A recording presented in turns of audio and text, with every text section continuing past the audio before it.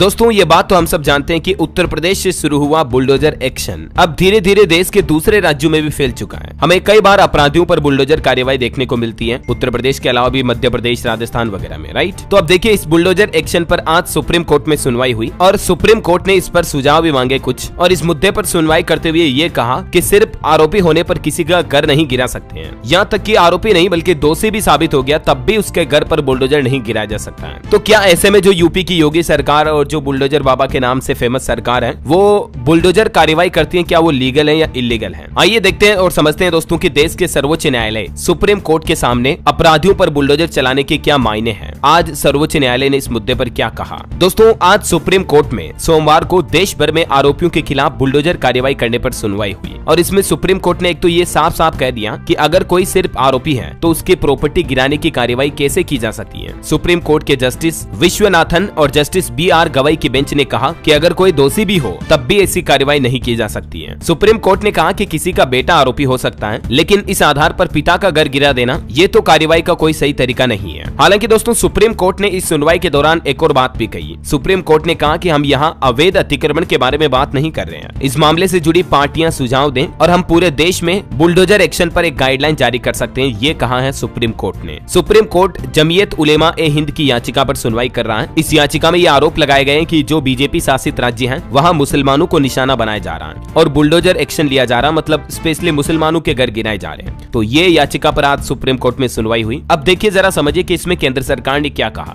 वैसे आपको बता दूं अब इस मामले पर केस की सुनवाई इसी महीने 17 सितंबर को होगी, ठीक है। लेकिन आज की सुनवाई में क्या कुछ बहसबाजी हुई, क्या कुछ बातचीत हुई, अब जरा समझिए आप। सुप्रीम कोर्ट में दोस्तों आज केंद्र सरकार ने कहा कि किसी भी आरोपी की प्रॉपर्टी इसलिए नहीं गिराई गई क्योंकि उसने अपराध किया, बल्कि आरोपी के अवैध कब्जों पर म्युनिसिपल एक्ट के तहत ये एक्शन लिया गया। ये कहना साफ साफ केंद्र सरकार का। जबकि इधर जमीयत के वकील फारूक रशीद का यह कहना है कि अल्पसंख्यकों का उत्पीड़न करने और उन्हें डराने के लिए ही राज्य सरकारें घरों और संपत्तियों पर बुलडोजर एक्शन को बढ़ावा दे रही है। याचिका में ये भी आरोप लगाए गए कि सरकारों ने पीड़ितों को अपना बचाव करने का मौका ही नहीं दिया, बल्कि कानूनी प्रक्रिया का इंतजार किए बिना ही पीड़ितों को तुरंत सजा के तौर पर घरों के ऊपर बुलडोजर चलवा दिया। अभी तक दोस्तों 3 ऐसे राज्य हैं जहां पिछले 3 महीनों में बुलडोजर एक्शन देखने को मिले। एक घटना पिछले महीने अगस्त की थी जिसमें मध्य प्रदेश के छतरपुर में पुलिस पर पथराव के आरोपी की कोठी पर एक्शन लिया और बुलडोजर चलाया गया। अगस्त महीने की ही एक और घटना राजस्थान के उदयपुर में 2 बच्चों में चाकूबाजी के बाद जो माहौल काफी खराब हो गया था, आपको पता होगा। तो इस घटना में भी आरोपी के घर बुलडोजर चला।